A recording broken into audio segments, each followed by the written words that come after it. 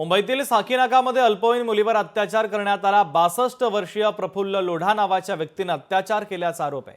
आरोपी प्रफुल्ल लोढाला 9 जुलैपर्यंत आता पोलीस कोठडी देण्यात आली, तर नोकरीचा आमिष दाखवत 16 वर्षांच्या मुलीवर त्याने अत्याचार केला होता असा त्याच्यावर आरोप आहे। प्रफुल्ल लोढावर राजकीय वरदहस्त असल्याचा दावा करण्यात येतोय। प्रफुल्ल लोढा हा मूळचा जळगाव जिल्ह्यातील जामनेर तालुक्यातील कथित समाजसेवक आहे। आरोग्य दूत म्हणून आरोपीची ओळख आहे। व्यवसाय बिल्डरची मोठे संकुल उभारणे हा त्याचा मूळ व्यवसाय आहे। अनेक राजकारणी आणि मंत्र्यांवर आरोपांची राळ या आरोपीने काही महिन्यांपूर्वी उठवलेली होती।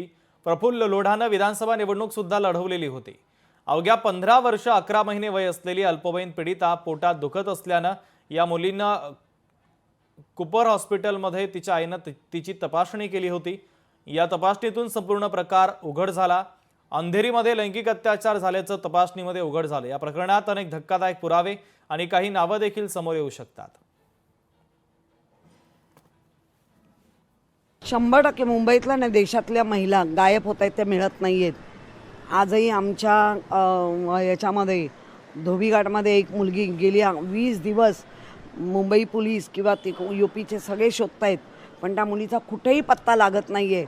असं हे जवळचं उदाहरण मी सांगितलं। अशी किती उदाहरणं असतील की मुंबई या देशातून गायब होत आहेत मुली, जातात कुठे। आज एक लोढा, मी त्यांना नाव नाही ठेवत आहे, अतिशय चांगली व्यक्ती आहे लोढा, जे आहेत ते मंत्री आहेत, ते असल्या गोष्टीत नक्कीच ते थारा देणार नाहीत। पण तरी पण लोढा नावाचा वापर ज्यांनी केलाय आणि ज्याला पास्को लागलाय त्याला मदत करू नका, अशा हात जोडून। लोकशाही मराठी ऐका, पहा, जागरूक रहा।